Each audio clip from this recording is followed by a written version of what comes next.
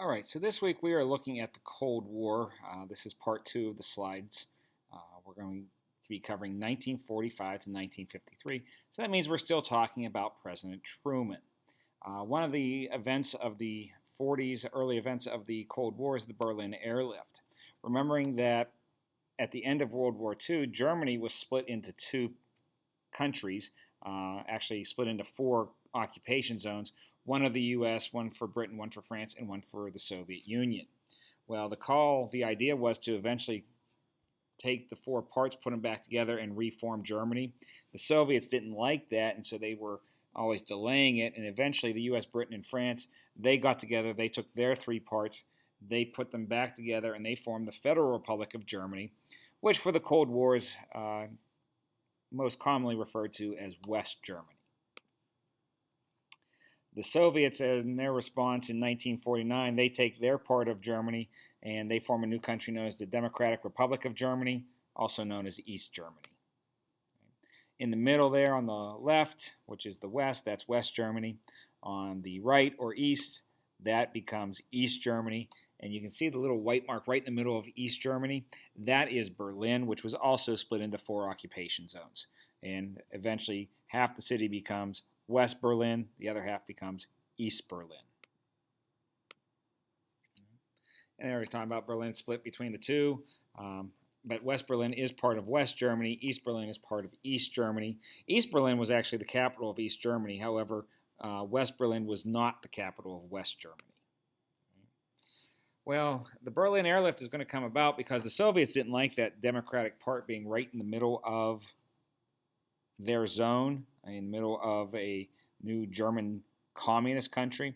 And so in 1948, they cut off access to West Berlin. The only way to get supplies to West Berlin was for convoys of trucks to either drive over using trains or flying things into West Berlin.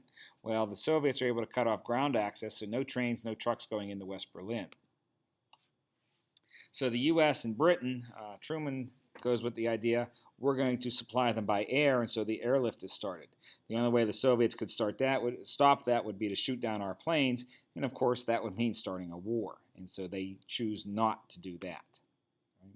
The airlift itself goes from June of 48 to September of 49, although the Soviets actually ended the blockade in June of 49. It only lasted about a year, but the U.S. and Britain kept flying supplies in to build up their reserves and to make sure the Soviet Union didn't change its mind.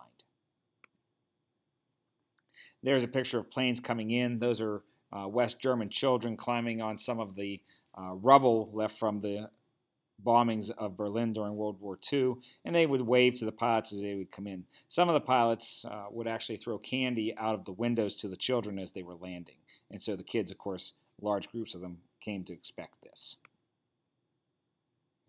There's a map of the air route. The red part, of course, is East Germany. That's the Soviet zone. And you can see air flights coming in from the American and British sectors, and then they all flew out back to the British sector.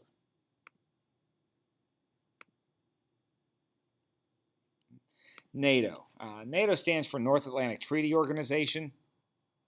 It's going to be the first alliance that the U.S. is officially a part of. It was formed in April of 1949. There were 12 countries that originally signed the NATO Charter, and basically what it is, it's a defense treaty. All the countries agree to act as one should any of them be attacked. They're looking at the Soviet Union as a threat, and Article 5 of NATO states that an armed attack against one or more of them shall be considered an attack against all of them. So if you attacked one country, say Belgium, well, now you basically are at war with all 12 countries, not just Belgium. Right? The Soviet response doesn't come for a long time, 6 years. In 1955, they responded by forming the Warsaw Pact, and that involved all the communist countries of Eastern Europe, which were satellite countries of the Soviets anyway. The Soviets were controlling them, so basically they were going to do what the Soviet Union said.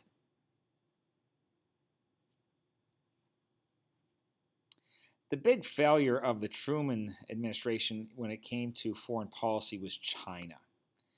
After World War II, the Chinese Civil War resumed. It had been going on really since 1911. But now the communists are going to have a little bit of an advantage. And when you look at the leaders, the nationalists are led by Chiang Kai-shek. That is Kai-shek. The communists are led by Mao Zedong. There's Mao. Little meme that I had found. Chairman Meow sees what you did there and is pleased with you, comrade. Nice little communist joke there. Soviet communism, though. 1949, the nationalists are defeated in the Civil War and forced to leave mainland China. They go to the island of Formosa. Today, that is Taiwan.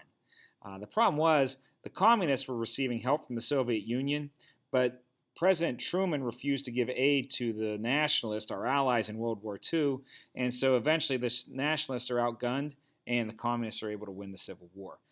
It was a huge failure on Truman's part and a major political change in the world, because now two of the largest countries in the world and the largest population just became communist. Right? And so Truman takes a lot of blame there for that one.